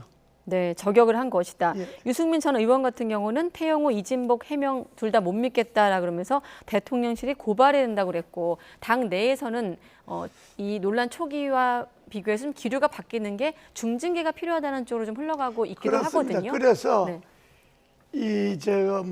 고발까지는 그에 뭐 할 거 없고 당내 문제인데 그러나 최고위원들을 둘이나 지금 중징계하게 생겼잖아요. 네. 최고위원 된 지도 뭐 2달도 채 안 돼 가는데 그러면 여당이 이제 체면이 서겠습니까? 그러니까 중징계 받기 전에 두 사람들이 스스로 그만둬야 됩니다.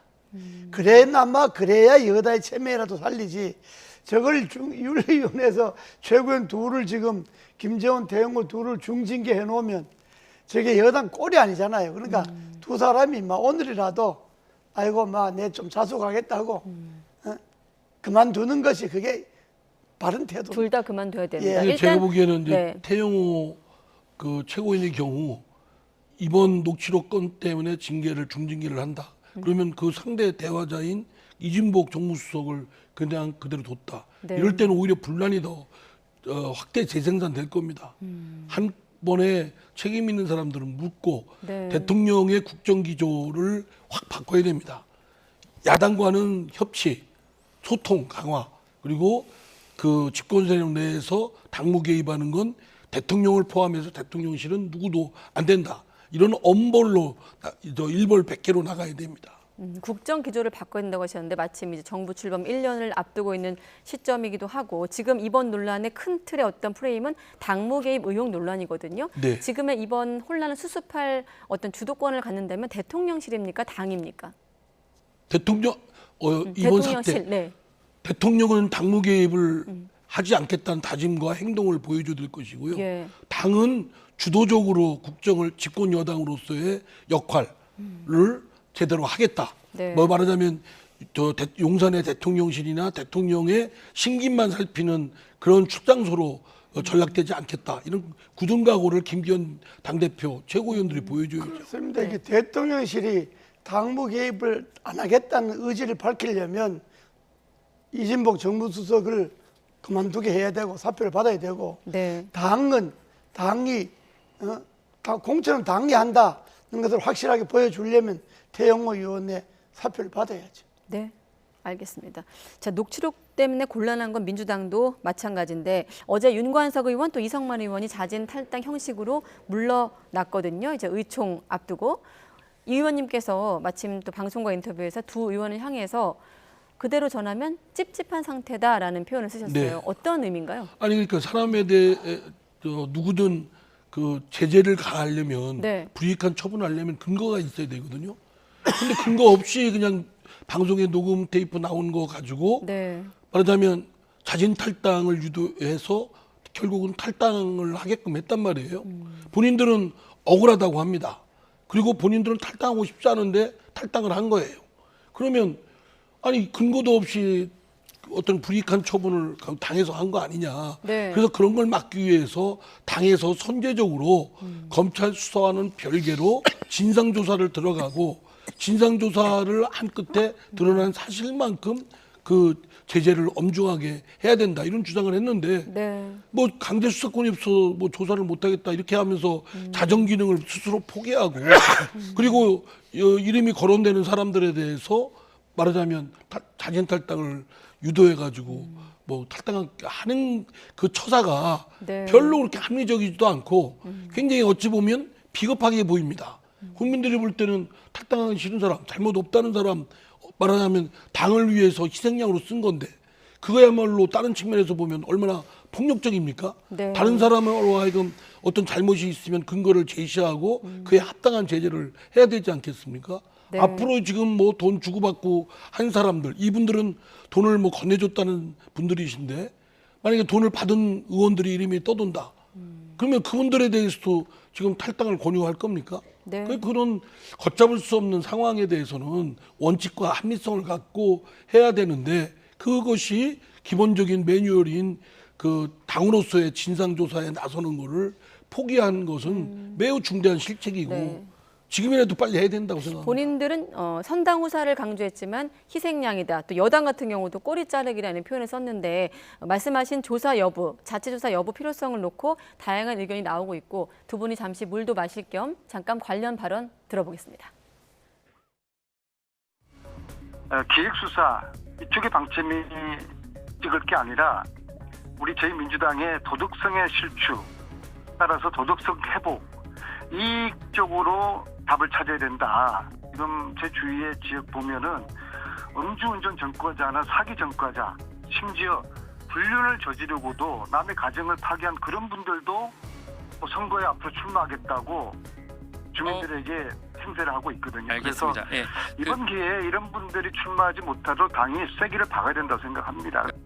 사실은 이제 국민의힘 측에서도 그렇고 언론에서도 그렇고 이건 그렇게 정당이 하면 셀프 조사 아니냐라고 먼저 비판들이 많이 있어서 이것은 실제로 저희들이 조사의 한계도 있고 해서 오히려 검찰에서 빨리빨리 조사를 해서 그거를 진행하는 쪽이 그건 낫겠다 이렇게 봅니다. 네, 아무래도 이번 발언 중엔 안민석 의원 발언이 논란이고 그 발언에 대해서 장해찬 최고위원이 100% 찬성한다 이런 입장을 내기도 했는데 하실 말씀 있으실 것 같아요. 저 고문님 혼자 말씀하시죠. 네, 그럼 고문님께 질문 드리겠습니다.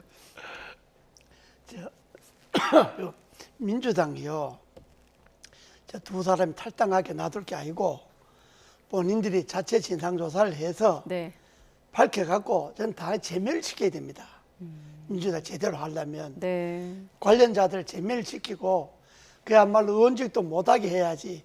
저게 보통 문제입니까? 전당대회에서 돈 뿌린다는 게 저게 요즘 세상에 전 민주당이 아마 내년 총선이 어려워지면 저 결정 탈 겁니다. 돈 뿌리는 것 때문에. 그러면 민주당이 아직도 정신 못 차리는 게 저걸 그냥 본인이 탈당하는 걸로 그냥 마치 사건이 다 끝난 것처럼 하면 안 되고 저건 철저하게 조사해서 당이 제명시켜야 되고 네. 안민석 의원님은 말은 저렇게 했는데 안민석 의원도 본인도 맨날 가짜 뉴스 본인이 생산하잖아요. 그러니까 말을 할 사람이 해야 듣는 사람이 고개를 끄덕거리지 말을 안 할 사람이 하면 웃고 말죠. 네. 그런데 관련해서 또 이재명 대표 이야기를 좀 더 해보면 최근에 기자들이 질문을 하면 되묻고 되치는 답변, 이를테면 우회적으로 여권의 의혹을 좀 공격하는 어떤 반문 화법 이게 또 화제더라고요. 정가에서는 어떻게 듣고 계십니까? 저는 그런 거에 익숙치가 않아서 저런 방법들이 굉장히 낯섭니다. 왜냐하면 기자들이 물은 거는 국민을 대신해서 정치인한테 묻는 거 아니겠습니까? 네. 또 공당의 대표한테 물은 거는 매우 엄숙하게 엄중하게 받아들여야 될 문제고 네. 거기에 대해서는 아는 만큼 할 수 있는 만큼 충분하게 설명이 필요하다고 생각합니다. 우리가 윤석열 대통령한테 국민과 야당의 설명을 제대로 해라라고 네. 요구했듯이 야당 대표도 또 야당의 정치인들도 언론을 통해서 국민들에게 소상의 입장을 밝혀야 될 의무가 있습니다. 네. 그런데 이제 뭐 김연아는요, 뭐는요, 이렇게 하는 것이 별로 그렇게 진지해 보이지가 않아요.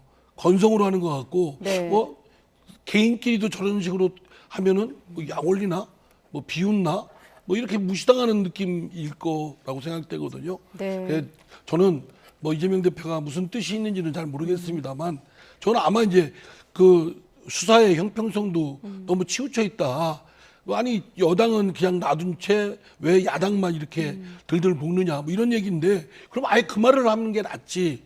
이렇게 뭐 김연아요 이렇게 하면서 비꼬듯이 하는 거는 오히려 역효과가 난다고 그럼 생각합니다. 공세 자체는 동의하지만 방법에 문제가 있다. 네. 저거는 내용도 맞지 않고 화법도 맞지 않고 네. 야당의 대표가 지금 자기 리더가 있잖아요. 네. 자기도 지금 기소돼 갖고 조사받고 재판받고 있는 사람이잖아요. 그런데 저런 문제에 대해 진지하게 해야 되는데 네. 이미 뭐 김연아는 당에서도 조사하고 있는 거고 박순자는 감옥 살고 있고 태영호는 지금 당 안에서 지금 징계위원회 열고 있고 네. 그 사람들 나름대로 이미 상응하는 대가를 받고 있는 거예요.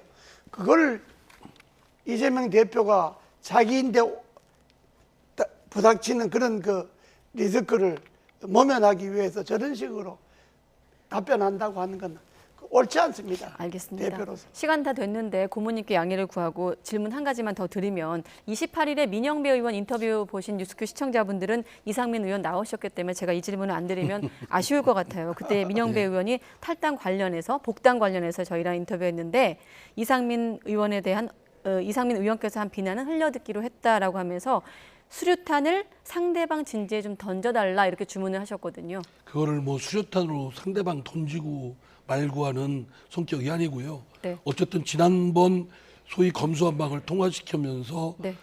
소위 그 국가선진화법의 핵심인 안건조정제도 3대3의 구성토록 한 걸 흔들어 놓은 소위 꼼수 탈당은 매우 부끄러운 것이고 잘못된 것이다. 네. 그리고 그 이후에 이루어진 그런 절차에 대해서 우리 당이 어쨌든 일방 밀어붙여서 통과를 시켰지만 결정적인 흠을 갖고 있고 헌법재판소로부터도 지적을 받는 아주 부끄러운 일이었거든요. 네. 그거를 돌아보면서 국민들이 상당수가 그거에 대해서 나무라고 있다는 점을 돌아보길 바랍니다. 이거는 뭐 자기부정은요? 민영배 의원 개인에 대한 것이라기보다는 예. 우리 당의 아주 일그러진 자화상의 모습이고, 이런 일이 반복되면 국민들로부터 존경받겠습니까? 네. 부끄러운 일입니다. 알겠습니다. 자기부정에 대한 반문까지만 듣겠습니다.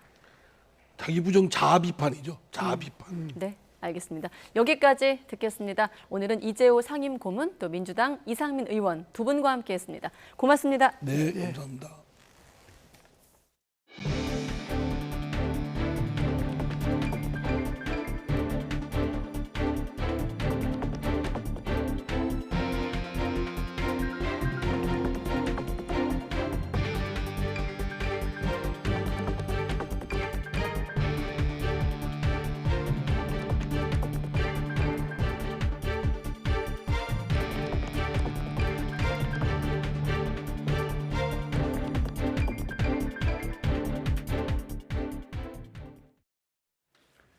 아마추어 골퍼들은 새 공보다는 저렴한 로스트볼을 사서 사용하는 경우가 많죠. 한밤중에 골프장에 침입해 물에 빠진 공 15만여 개를 훔쳐 되판 일당이 경찰에 붙잡혔습니다. 고재영 기자의 보도입니다. 60살 A씨가 이른 새벽 골프장에 있는 웅덩이 장애물에 들어가 물속을 살핀 뒤 올라옵니다. A씨가 찾는 것은 물에 빠진 골프공인 이른바 로스트볼입니다. A씨는 지난 2021년 말부터 1년 4개월 동안 제주 지역 20여 개 골프장을 돌면서 로스트볼 15만 개를 훔쳤습니다. 사람들이 없어 골프장 경비가 취약한 늦은 밤이나 이른 새벽 시간을 노렸습니다. A씨와 공범은 훔친 골프공을 한 개당 200원씩 작물업자 2명에게 팔아 3천여만 원을 벌어들였습니다. 작물업자들은 이들에게 사들인 공을 등급을 나눈 뒤 상태가 좋은 공은 10개에 10,000원씩 고객들에게 되팔아 이득을 취했습니다. 경찰 조사에서 작물업자들은 훔친 공을 팔면 이득이 더 많아 작물인 걸 알고도 사들였다고 밝혔습니다. 경찰은 물에 빠진 골프공을 훔친 혐의로 A씨에 대해 구속영장을 신청하고 공범과 작물업자들은 불구속 입건했습니다. 주범 1명을 구속영장을 신청하고 작물업자 2명에 대해서도 작물취득 혐의로 검거 불구속 수사하겠으며 경찰은 지역 내 골프장이 30여 곳에 이르는 만큼 추가 피해가 있는지 수사를 이어가고 있습니다. YTN 고재영입니다. 60대 남성이 이혼한 전 부인과 다투다가 몸에 불을 붙인 뒤 자신은 투신해 숨졌습니다. 가해 남성에게 접근 금지 조처가 내려져 있었고 피해 여성이 신변 보호용 스마트워치도 가지고 있었지만 범행을 막지는 못했습니다. 보도에 김민성 기자입니다. 가정집 문에 불에 탄 흔적이 선명합니다. 계단엔 새까만 그을음 자국과 소화기 분말이 어지럽게 흩어져 있습니다. 60대 남성이 3년 전 이혼한 40대 여성의 몸에 불을 지른 겁니다. 계속 거진 대부분의 얘기는 하지 마. 남자분한테 하지 마. 남자분 목소리는 거의 안 들렸고. 사건이 발생한 건 오전 11시 반쯤. 여성은 온몸에 화상을 입고 병원으로 옮겨져 치료받고 있습니다. 남성은 범행 직후 옥상에 올라가 투신해 숨졌습니다. 피해자는 지난달 남성을 고소하면서 지급받은 스마트워치로 경찰에 긴급 신고했습니다. 경찰이 이 스마트워치로 전화를 연결해 상황을 물었지만 별다른 응답 없이 다투는 소리만 들렸습니다. 앞서 남성에게는 접근 금지 조처까지 내려진 상태였지만 범행을 막진 못했습니다. 남성은 여성이 밖에 나간 사이 여성의 집 앞으로 찾아갔습니다. 흉기와 인화성 물질을 들고 건물 계단에서 미리 기다리고 있었습니다. 경찰은 현장 CCTV와 주변인 진술을 토대로 정확한 사건 경위를 수사하고 있습니다. YTN 김민성입니다. 오늘 정오쯤 대전시 둔산동 정부 대전청사 인근 아파트 공사 현장에서 시멘트가 도로 위로 쏟아졌습니다. 모래폭풍 같은 모습에 시민들이 놀라 대피했고 인근 도로와 주차된 차 일부가 시멘트 가루를 뒤집었었습니다. 시공사 측은 이번 일로 다친 사람은 없었고 바로 살수차 2대를 동원해 쏟아진 시멘트 가루를 씻어냈다고 밝혔습니다. 오늘 오전 0시쯤 대전시 탄반동에서 이삿짐 운반용 사다리차가 도로 위에 쓰러졌습니다. 다행히 차가 지나지 않은 상황이었고 쓰러진 사다리가 맞은편 인도에까지 미치지 않아 다친 사람은 없었습니다. 하지만 사다리를 절단해서 옮기는 작업에 시간이 많이 걸려 일대 차량 운행이 수시간 동안 통제됐습니다. 네, 우크라이나가 드론으로 푸틴 러시아 대통령 암살을 시도했다고 러시아가 주장을 하면서 대대적인 보복을 공언하고 나섰습니다. 여기에 대해서 우크라이나는 전혀 관련이 없다며 러시아가 자국민에게 전투 동기를 부여하고자 꾸며낸 일이라고 부인했습니다. 김상호 기자의 보도입니다. 대통령궁인 크렘린궁 지붕 위에 무인기로 보이는 비행체가 부딪혀 폭발을 일으키며 떨어집니다.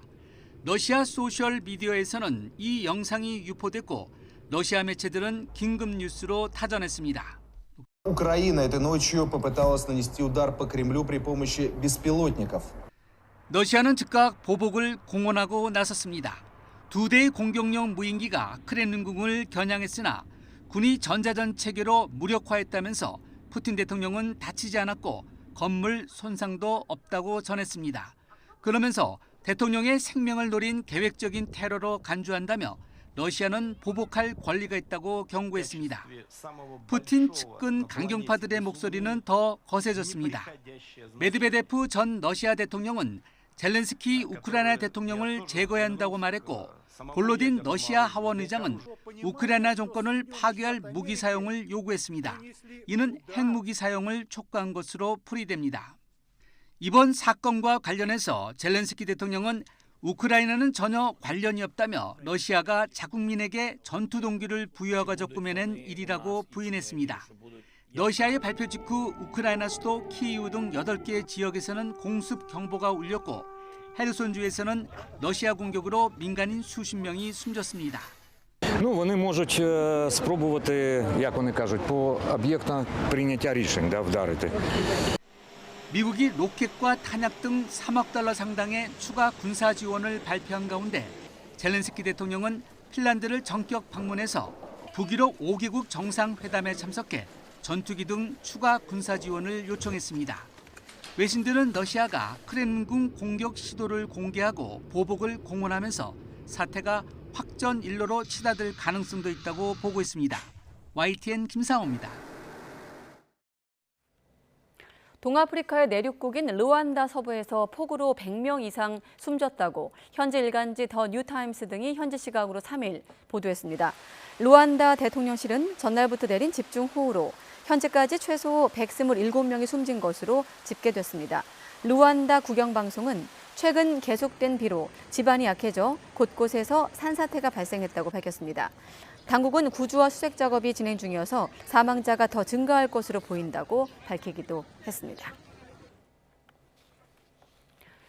네, 세르비아의 수도 베오그라드에서 13살 소년이 초등학교에서 총을 난사해 학생을 포함해 9명이 목숨을 잃었습니다. 이 소년은 범행 계획을 미리 마련했을 뿐 아니라 살인 리스트까지 만든 것으로 나타났습니다. 류재복 기자의 보도입니다. 수갑을 찬 채 끌려 나오는 용의자. 자신이 다니는 초등학교에서 총을 마구 쏴 9명을 숨지게 한 13살 소년입니다. 소년의 가방에서는 아버지 총 2자루와 휘발유 폭탄 2개가 발견됐습니다. Mislim, ja sam naravno čula kako pucaju i to, znači, neprekidno. Nisu jedan po jedan, nego neprekidno, da. 소년은 범행 뒤 경찰에 직접 전화를 걸어 자수했습니다. 경찰은 이 소년을 정신병원에 가두고 부모도 함께 체포했습니다. 조사 결과 이 소년은 교실 내부 그림을 그리는 등 한 달 전부터 범행을 계획한 것으로 밝혀졌습니다. 심지어 학급별로 해치려는 학생들의 이름을 적은 목록까지 만들었습니다. Da ovo izvrši, ovo je bio spisak dece koju je planirao da likvidira. 초등학생이 총기 범행을 계획하고 친구들을 숨지게 했다는 소식에 세르비아는 큰 충격에 빠졌습니다. 세르비아 정부는 국가 애도 기간을 선포하고 희생자를 기리기로 했습니다. Danas je jedan od najtežih dana u savremenoj istoriji naše zemlje. 지난 1990년대 내전을 겪은 세르비아는 불법 총기 수십만 정이 나돌아 사회 불안 요인이 되고 있습니다. 부치치 대통령은 이번 사건을 계기로 총기 허가 기준을 대폭 강화하는 등 총기를 더욱 엄격하게 관리하겠다고 밝혔습니다. YTN 유재복입니다. 미국 조지아주 애틀랜타 도심의 한 병원에서 총격이 발생해 1명이 숨지고 4명이 다쳤습니다. 경찰에 따르면 현지 시각으로 3일 낮 1시쯤 애틀랜타 노스사이드 병원 미드타운에서 용의자 24살 디온 패터슨이 총기를 난사했습니다. 이 총격으로 미 질병통제예방센터 직원이 사망하고 4명이 중상을 입었으며 그 가운데 3명은 위독한 상태로 사상자 모두가 여성입니다. 용의자는 현장에서 차량을 훔쳐 도주했지만 6시간 뒤 메이저리그 애틀랜타 브레이브스의 홈 구장인 트루이스트 파크 근처에서 체포됐습니다. 네, 이란 혁명수비대가 6일 만에 또 호르무즈 해협에서 파나마 국적 유조선을 납포했습니다. 중동을 담당하는 미 해군 5함대는 성명을 내고 현지 시각으로 3일 오전 6시 20분쯤 호르무즈 해협을 지나던 파나마 선적 유조선 니오비호가 혁명수비대에 의해서 납포됐다고 밝혔습니다. 앞서 혁명수비대는 지난달 27일 호르무즈 해협 인근에서 마셜 제도 국적 유조선인 어드밴티지 스위트호를 납포했습니다. 북한이 한미 정상의 워싱턴 선언에 전 사회적인 비판을 독려하는 등 연일 격앙된 반응을 보이고 있습니다. 다만 예상됐던 정찰 위성 발사 등 무력 도발은 잠잠한 상태인데 예년보다 심각한 봄 가뭄에 일단은 경제 챙기기를 부각하는 모습입니다. 임성재 기자가 보도합니다. 북한은 확장 억제 강화를 골자로 한 워싱턴 선언에 연일 날선 반응을 보여왔습니다. 이번에는 당국을 넘어 각종 사회단체를 비판 대열에 동참하도록 독려하는 모습입니다. 조선중앙통신은 군사분계선이 인접한 개성시에서 노동계급과 조선직원 총동맹원이 참가하는 성토 모임이 열렸다고 전했습니다. 이 자리에서 연설자들은 미국과 한국 정부를 향해 반공화국 대결책동에 광분하다 못해 위험천만한 핵전쟁 흉계까지 노골적으로 드러내놓았다고 맹비난했습니다. 6.25 전쟁 당시 서울을 점령하고 인공기를 내건 사진 등도 보도하며 내부적으로 대남 적개심을 부추겼습니다. 다만 김정은 북한 국무위원장이 2주 전 직접 예고한 군사정찰위성 발사 등 무력 도발은 잠잠한 상태입니다. 정찰위성 같은 경우는 상당한 기술을 요하기 때문에 북한의 준비가 아직 덜 된 것 같고요. 한미에 대해서 대응을 할 거다. 그러면 기존의 미사일 도발 혹은 주체가 불분명한 무인기나 혹은 목함지뢰 같은 도발이 예상이 되고요. 특히 전방지대에서 MDL이나 NLL에서의 북한의 무력 시위나 도발이 우려되는 상황입니다.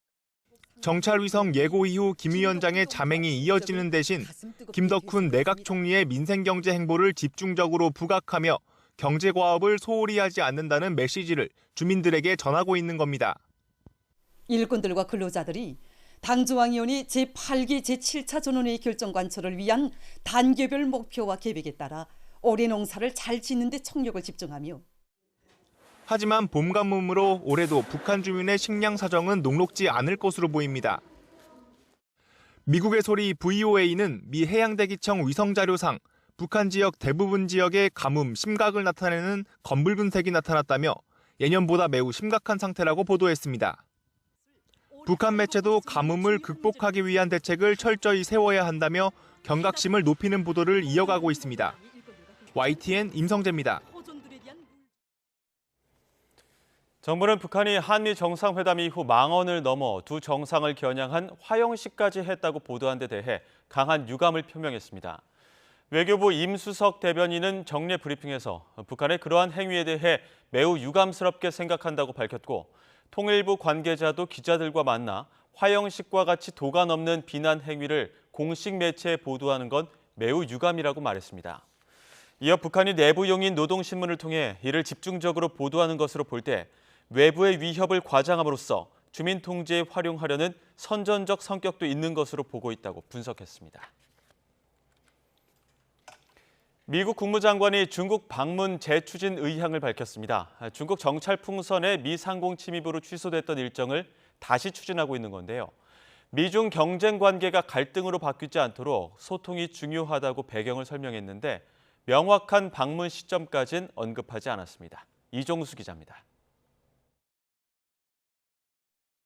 지난 2월 초 방중 일정을 중국 정찰 풍선의 미국 본토 침범으로 전격 취소했던 블링컨 미국 국무장관. 블링컨 장관은 이로부터 3달 만에 중국 방문 재추진 의향을 밝혔습니다. Are you hopeful that you may be able to reschedule that trip this year? I am, and I think it's important, as President Biden laid out in Bali when he was with President Xi at the end of last year, that we reestablish regular lines of communication at all levels. 블링컨 장관은 미중이 갈등 관계로 확 바뀌지 않도록 책임 있게 관리하라는 게 세계의 요구라며 관여와 소통이 중요하다고도 했습니다. We're in a competition with China. There's no secret about that, but we have a strong interest in trying to make sure that that competition doesn't veer into conflict. 블링컨 장관은 하지만 방중 시점에 대해선 언급하지 않았습니다. 중국의 우크라이나 중재 노력에 대해선 환영한다면서도 공격자와 피해자가 있다는 전제 조건을 중국이 받아들일지 불확실하다고 말했습니다.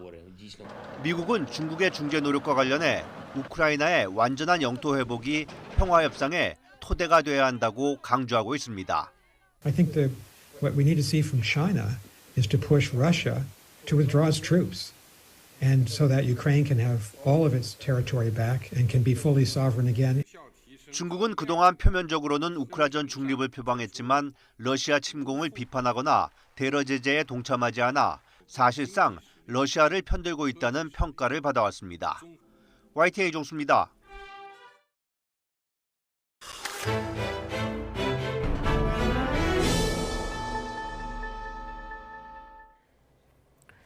기업 공개 IPO 시장이 중소형주 위주로 회복세를 보이고 있지만 이른바 대여급은 실종이 돼 양극화가 여전합니다. 금융당국이 추진하고 있는 IPO 시장 건전화 방안과 금리 인하 전망이 맞물려 하반기부터는 변화할 거란 기대입니다.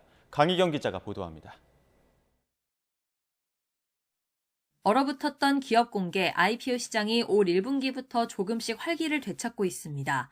1분기 공모 주식수는 28개 기업으로 평균 22개 대비 높은 수준을 기록했습니다. 기관 수요 예측 경쟁률은 1077대 2를 기록해 회복세를 보였고 1분기 말 기준 공모가 대비 수익률은 133.8%로 역대 가장 높은 수익성을 달성했습니다. 모두 중소형주 중심으로 이른바 대여급은 등장하지 않았습니다. 새벽 배송 전문기업인 오아시스도 상장을 추진하다 철회했습니다.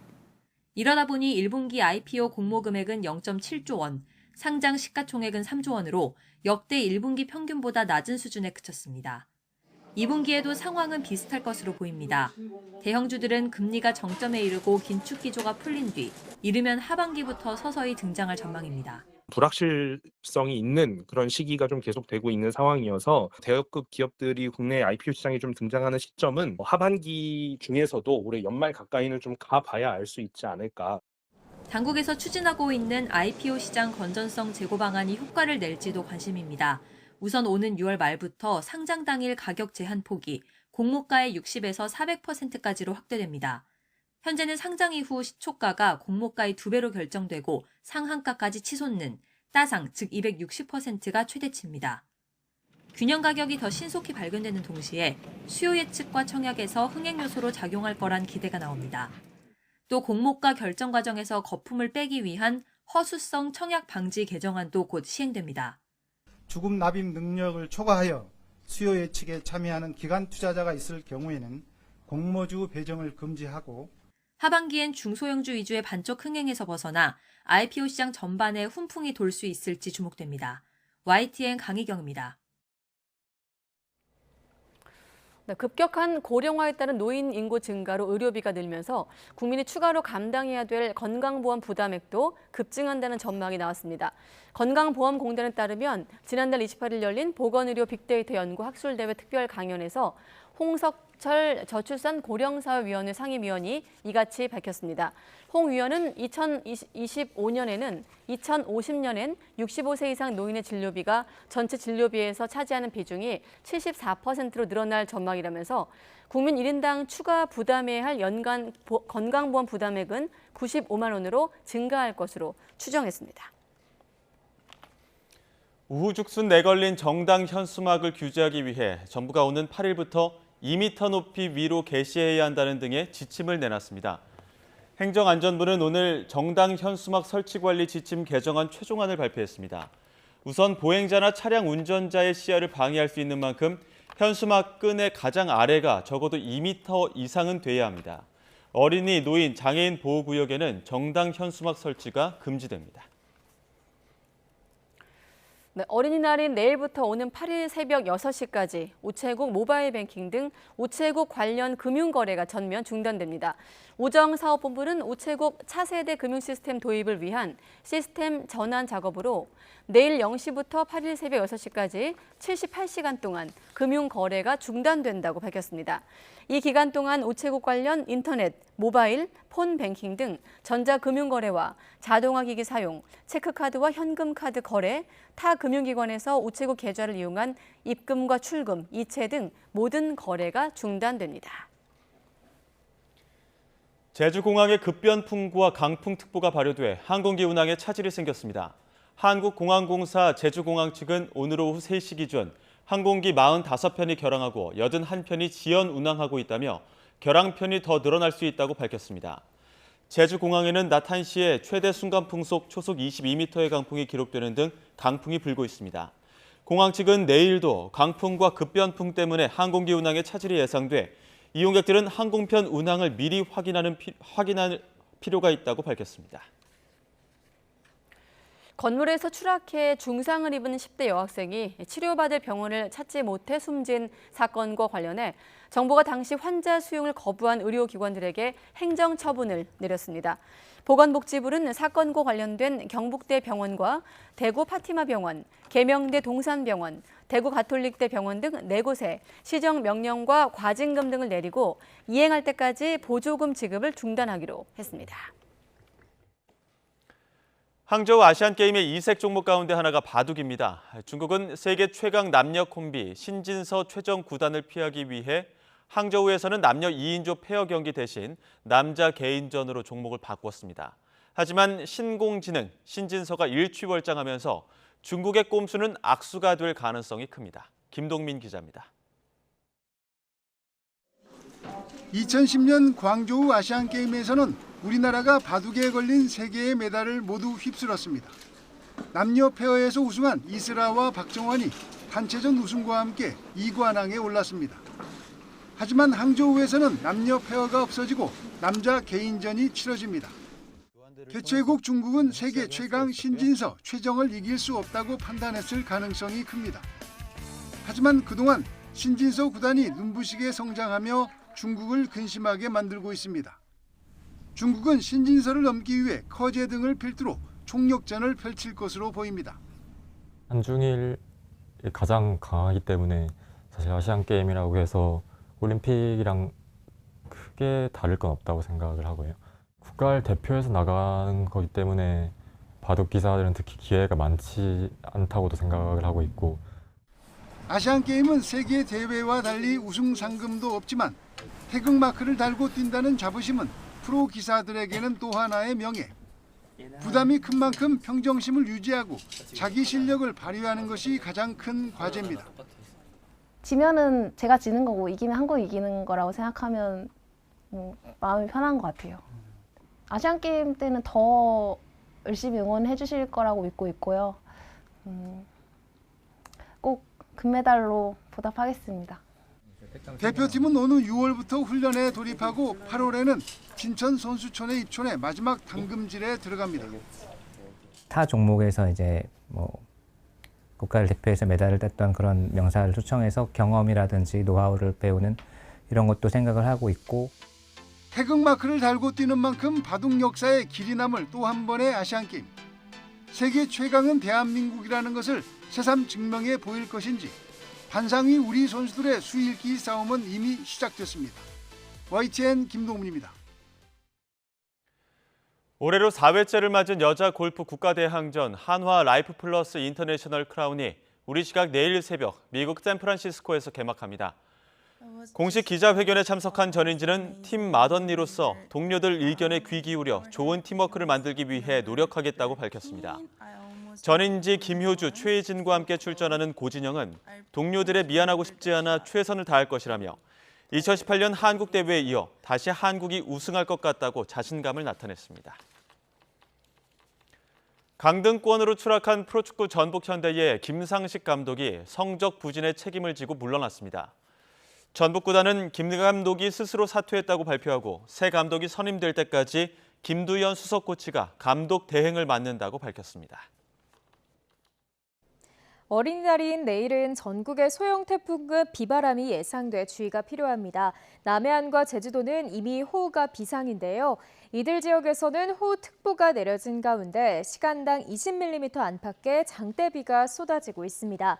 비구름은 밤사이 전국으로 확산하겠고 토요일인 모레까지 이어지겠습니다. 예상되는 비의 양은 제주 산간에 무려 400mm 이상, 남해안과 지리산 부근에도 200mm가 넘는 호우가 쏟아지겠고요. 경기 남부와 영서 남부에 120mm 이상, 그 밖의 지역으로도 최고 100mm의 많은 비가 예상됩니다. 비와 함께 바람도 비상입니다. 해안가를 중심으로 초속 20m 이상의 돌풍이 몰아치겠고 그 밖의 내륙으로도 바람이 강하게 불겠습니다. 또 전해상에서 물결도 매우 높게 일겠습니다. 뱃길과 하늘길이 막힐 가능성이 있으니 결항 여부를 미리 확인해 주시고요. 시설물 피해와 안전사고가 발생하지 않도록 대비 철저히 해주시기 바랍니다. 비는 토요일 낮이면 대부분 잦아들겠지만 남해안과 제주도는 일요일까지 길게 이어질 전망입니다. 지금까지 날씨 정보였습니다.